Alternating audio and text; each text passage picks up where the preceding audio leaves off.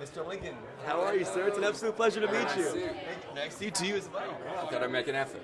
Talk about the first scene you ever shot on this show. Do you remember the exact scene you shot? The first scene I shot was with John Bernthal, who played Shane, and it was the cop chase sequence where we do the roadblock, and I had to drive very, very quickly as a Brit. On the wrong side of the road, going very quickly and stopping abruptly, and John Bernthal was terrified. A man who doesn't easily scare was very scared. Do you have a particular favorite moment on the show so far? I know that we're 99 episodes into this thing, 100 episodes coming up on October 22nd. I'm imagining you have a million moments you love, but is there one moment that you love of your character so far, specifically? I think I'll never forget the time that Rick rode into Atlanta on horseback. I mean, it was the most surreal and extraordinary 3 days of my life, and I blagged my way into the role. I was wearing a Stetson that was too big for me, and cowboy boots that were too small for me, and on a horse that knew an actor was terrified on his back, and I was talking in an accent that wasn't my own. But it was the most remarkable, dreamlike experience, and because we shut down 4 blocks of Atlanta downtown. We couldn't do that now, but it was thrilling. Yeah. This is a major moment, obviously being here in the Smithsonian. I'm just curious personally how this feels for you to have sat down there and see these artifacts being taken into the Smithsonian, and what does it mean for you? It's incredible. I mean, there are artifacts in this building that have formed my imagination, my understanding of American culture. The ruby slippers, you have the Fonzie's jacket, and now we have the decapitated head of Scott Wilson. I mean, Scott Wilson is a living Smithsonian Institute anyway. He's been in the industry for 50 plus years and been in Hollywood, so I think it's very fitting. I'm only sorry that it's not his leg that I chopped off in season 3 that's there as well. I can't not talk to you without bringing up Love Actually, only because that's my first experience I ever had with you, and obviously a lot of people know you from The Walking Dead, but that's one of the most famous scenes ever with you. With the cue cards, to me, you are perfect. Do you remember filming that moment, and did it feel ridiculous shooting it? I mean, it's an iconic moment with you and Keira Knightley. Yeah, when I remember reading the script and just thinking, what an incredible script. I mean, there were sort of 9 variations on love, and but certainly that scene in particular, when I read it, I just called my agent. I said, I have to get this. This is it. I knew then that it was a moment. It was such a powerful. I mean, look, it's Richard Curtis. Talking about popular culture, I think he's got his finger on popular culture like no other human being I've ever met. But it was the easiest night of my life. I had to stand in front of one of the most beautiful women on the planet, not say anything, and have cue cards written by one of the funniest men on the planet. So it was actually one of the most remarkably painless nights filming ever. Do you know where those cue cards are now? I don't. Are they here? They should be here. Should we bring them in? Yeah. Should I make a phone call? I would call Richard Curtis. Get him on the phone. Bring him in. Those need to be in the Smithsonian. Yeah, that's right. Well, why not? I'll see what I can do. And then you did the Red Nose Day where you redid the. How was that for you? Kind of going back into that character. It was amazing how remarkably well everybody aged, but me. Amazing, man. No, look at the gray hairs. This is the character you play. Are you sure about that? That's the zombies I've killed. That's the 100 episodes on my face. Before I let you go, obviously the show has changed your life. I can't imagine what. But is there something about Rick that has taught you things about yourself? Like, have you walked away from any of the episodes, like changing the way you are as a person? Well, Rick's a maniac, but no. I know, you know what I mean. No. But there are certain things about doing. I've learned so much working in your country, in this country. So this is why this is a particular honor, because, I grew up watching TV and film that for me is the language of film, that comes from this country. So to be honored in this way is beyond words. Coming to America and working in America and being part of this incredible ensemble and this show that has become much bigger than ever anybody would imagine. I've learned a lot about leadership and about what is required, and it's almost you feel like a CEO sometimes when you have to do something like this. It's my day job. I just wanted to dress up and kill zombies for a living, but actually you have to do a lot more. When something becomes bigger than its collective. So yeah, I think I've learned a lot about doing things that are quite painful and awkward and maybe public, that I've sort of embraced as a result of it. Do you have any idea in your mind where the end of Rick might be? In the sense of, like, have you thought about it? I know you can't say anything. Well, I hope the Smithsonian Institute, if they turn me into a zombie, I'll come back and maybe you can put me in a glass vitrine. Have you thought about where he might end up? No, but I know a man who has. Scott Gimple. Have you talked to him about it? He's sort of no one can get hold of Scott. He's the busiest man in shows. He was just on stage. Yeah, that's right. I haven't seen him for 3 years. Yeah, man, it was awesome meeting you, Andrew. Thank you so much for the interview. It was super nice talking to you. Thank you. I've been a fan of yours since Boondock Saints, but just now we were sitting in there. You put on these white gloves. I mean, it's got to be an interesting thing now that object no longer belongs to the show. It's now part of the Smithsonian. Yeah, I mean, I've thrown that thing across fields. I've drop kicked it. I've thrown it probably at Andy a couple times. Yeah, it's that's the original OG crossbow, and I remember it on the back of my bike and falling off the back of my bike going to Herschel's farm, and my arrows fell out, my thing that holds the arrows, and you ran it over in the Prius. In the Prius? I think it was the Wasn't it a Hyundai? Hyundai. I mean, Hyundai. You drive a Prius, my bad. Yeah. But talk about what it means to be here. I mean, obviously you've had an amazing career, but this has got to be a major highlight, right? Yeah, I was talking to one of my dad's lifelong friends, this lady named Kathy O'Brien, who lives upstate New York.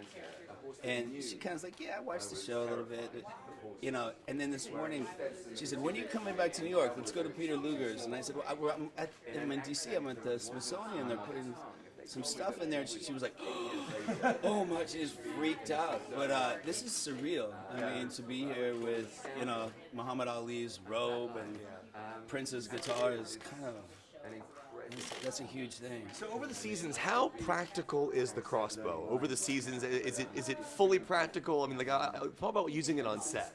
I think if this went down, you would grab the weapon that you're most comfortable with. So, if it was a baseball, I grab a baseball. But it is kind of a math problem when you shoot it in a scene because you can't fire a live weapon. Right. So you have to pull a bolt, show a bolt, put it in the crossbow, raise it, drop it out of frame, throw it on the ground, pick it back up, dry fire it, go grab the arrow out of someone's head, show it again, put it back in, drop it out of camera, throw it on the ground. It's kind of a math problem if there's a lot of stuff to shoot. But showing it that's a safety thing. You have to show that for legal purposes, or no, just to tell the audience that this bolt is going in this crossbow, and then I'm holding it at you, and then I drop it out of frame, throw the thing on the ground, then I pick up an empty crossbow, dry fire it, and then a digital arrow comes out of it on camera.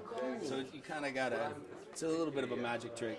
Obviously, one of the first times I've ever met you, I went to Toronto and I was sat with you in your trailer on the Boondock Saints 2 set, and that movie, the first Boondock Saints, was obviously a life-changing film for you. But talk about what that movie meant for you and how it kind of prepared you to play Daryl.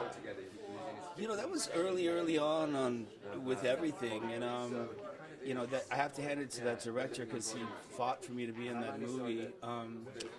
But dealing with the fan base definitely helped being in that movie because those fans will just run and tackle you on the ground, But it was. I didn't know that I wanted to be an actor from the beginning, so I've kind of been inching my way towards really owning it, I guess. And this role has, I've been on this show for 8 years now, so it's really allowed me to develop something instead of just play something for a month or two, So little seeds I drop behind me sometimes become trees and storylines and stuff, and it's been a real collaborative effort. So it's been a blessing. Yeah, hopefully it goes on for a long time. I can't wait to watch more. Norman, it's an absolute honor to talk to you. Thank you so much. That was so cool seeing you have the crossbow in your hand. That was so cool. Yeah, it was. You're holding Herschel's on gloves. I was like, what do you mean I'm putting on gloves? Thanks, Norman. Appreciate it, buddy. Talk about being here, what it meant for you to sit there in the audience and just watch today's events unfold. part of me was going, please don't let that be the katana I currently use. No, I'm kidding. You can't touch it anymore, right? You had to put gloves on. Wait. I know, I have a kind of a different glove when I touch it usually, like not so beautiful, pristine. The furthest thing from pristine you can find in glove world. But yeah, no, I mean, it was amazing. It was amazing. I mean, like that, you know, I was looking at the picture they had up there. That was my first day on set, you know, and just starting this astounding journey. And I'd done a ton of work with that weapon and got to actually start using it as a character. And so to see it get enshrined this way, I mean, it's kind of overwhelming. How practical is the katana? I mean, I didn't touch it, so is it really? Is it very real? And that's the sharpest version of it. Wow. They got less sharp over the years? Yeah. Well, no. There's ones that are not as. There's one that's not as sharp. Right. Because we're not trying to actually. Right. But you actually do hold these real katanas in these shots, and it's like. Of course. Yeah. Talk about when you actually have to use it, though, as an actress. Like, how do they actually make it look like you're really doing something? Well, we have, like, there are different ways. Mr. Nicotero sometimes provides me with actual puppets. So I am decapitating, but I'm not decapitating anything actual and living. Well, Nicotero loves practical effects, which is so cool. Exactly, which I do as well. So when he does that, I'm like, yay! You know. And then there are other times where we use versions of that beautiful handle that have the special effects component to it, so I can get right up close to you, but they'll do the rest later.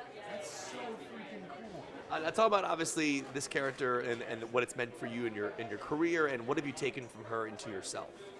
You know, I learn a lot from Michonne. I mean, she's very evolved, and to see how much growth she has gone through over the years, you know, I think she's a hell of a lot more woman than me. Sometimes I'm like, oh, that's how you handle it like a woman. Oh, thanks, Michonne.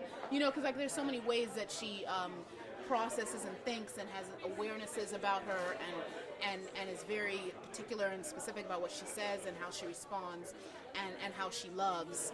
That is really beautiful, but it's not where she started.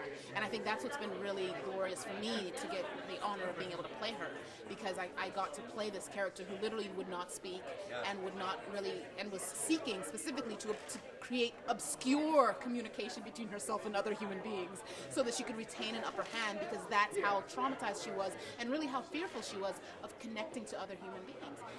She was more comfortable around the dead almost, and so to actually see that evolution happen with her and to go through it with her, where she's now at a place where, you know, she took the risk, she got to that place where it's either I go with the dead for the rest of my life and just become one of them, or I go and take a risk again with the living.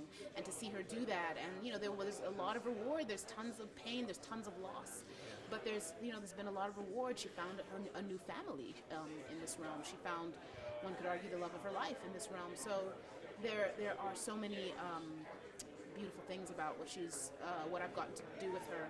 And then there's pain and there's grief all the time at the same time. It's like it's life truly intensified. You know, it's like concentrated life, and that's really I like that. I like intense. It's my thing.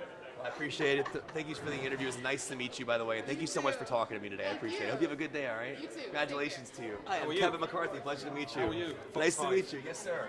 Talk about, obviously, this has got to be a major highlight in your career, being in the Smithsonian, watching this happen, right? It has to be. Yeah, it is. It's amazing because there's so many shows. I think sometimes America forgets how much the rest of the world grew up watching American television. Yeah. And it was universal long before America realized that it was universal. So many of the shows that are kind of immortalized here in the Smithsonian are shows that I've grown up watching. In fact, I am going to go and look at and find Fonzie's jacket and have a look at it. And the idea that the Walking Dead is going to sit alongside some of those is, it's incredibly gratifying. I'm very proud. Clearly, America loves the show. Everyone loves the show worldwide. Talk about what the show has meant for you as an actor, how you've grown as an actor playing this character, and kind of what you've taken away from this character in your own life. Well, I don't. Loaded question. Yeah, loaded question. I don't know what this character's done for me as an actor as yet. I'll have to wait until, you know, I'm about to shuffle off this mortal coil and I'll figure out what happens then. As for an actor, it's a gift of a part. Morgan has been a gift of a part to me. It has been challenging. It has taken me places that I hadn't gone before. I've been very lucky that Scott Gimple has taken a real responsibility in my character, and all of my characters big episodes, standalone episodes, have invariably been written by Scott. So I'm very thankful for that, and I'm very thankful for Morgan's complexities, really. I mean, it's a real testament to this show with so many leading characters that they can still afford to cover the complexities of a character in the way that they do. How many times have you been to Washington, D.C.? Is it a few times? Is this one of your first times? I know that you've obviously been acting for many years. Do you love Washington, D.C.? What do you love about it? This is my second time in Washington, D.C. First time I came here was on a college tour with my kid, looking at Georgetown and American, and so this is my second time here. I love Washington. I think it's an old city, and speaking as an Englishman, you don't have too many of those. And but also my favourite piece of art is here, which is the Lincoln Memorial. I think it is. It is my screensaver on all of my devices. Will you go today? I don't have time to go today. I wish I could have gone today, but it's and also, but I prefer to go at night because that's when it's in all its glory. But it is. I was awestruck the first time I saw it, and that kind of to a certain extent represents Washington. It's awesome to hear that story. Well, thank you so much for your time. It was a pleasure meeting you, by the way. very much. Congratulations on everything. Cool. Well, pleasure to meet you, by the way. Congratulations. I think you said it best on the stage, obviously, just the impact of what this means to be here.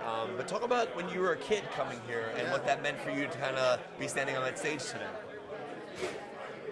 You know, I have a terrible memory, and I don't even remember if I was here with my family. I don't remember if I was here with the school, because I grew up in New Jersey, not too far away. But I remember walking into this big, dark room and seeing the tent from Mac, and walking inside it and seeing the cots, and feeling like it was a lot smaller than it seemed on TV. But all those scenes I had seen watching with my folks, to be in the middle of it and for it to be real was a big moment. To see Fonzie's jacket behind this big plexiglass box. I'm not even sure if it was behind. No, it was incredible. It's just that connection. It was the first time I had seen anything on TV in real life, and it blew me away. I'm much more of a pop culture kid. Comics and movies and TV. And very rudimentary video games at that time, than like sports and stuff like that. And there was nowhere to go. I went to, the precursors to the big Comic-Cons that are now, but to see it all for real, it was a little overwhelming. So to be here today, and for us to join sort of, that club is pretty amazing, is kind of emotional. And I know we're going into the 8th season, and I know you're not going to answer this question, but I'm curious, off the top of your head, do you have an idea of where you want to end it? Like, I mean, so you have a conclusion in your mind. With all the stories that we've done, I've generally had a plan A and a plan B and a plan C, because there's all sorts of things that can happen, whether they're in real life or whether they're just in the story, the way the story seems to be turning. And though we've followed, pretty much the path that I've been thinking of since season 4, which, of course, is totally framed by the comic. And even the differences that we have in the comic, knowing how we're deviating and how we can get back and serve the comic even better, those big moments. I have that now. Now, Robert and I don't talk about the ending. I still get to enjoy the comic to a degree as a fan, how I started with the comic. So I have, an end game in mind, a few different end games in mind, but I'm still leaving a great deal of room for Robert and how the book can go. I know thematically where I want to end, but, we hope to be doing this for years and years and years, and those plans might change. Or we achieve those thematics earlier and start. Because it's happened before, and there have been things that we've done independent of the comic that wind up being very close to things that happen later in the comic that Robert and I just crossed paths on. He had finished it and it hadn't been out, and yet I don't like spoilers. I like enjoying it. I like had it in your mind. I do, but I do. It's there, but it might change. Or it might remain exactly the same and be much earlier than it ended. There's, we're moving into our 8th year. If we keep going and going and going, just by virtue of that, things might change. But I have faith in us and Robert and all the people that work on the show that we're going to be able to do something cool.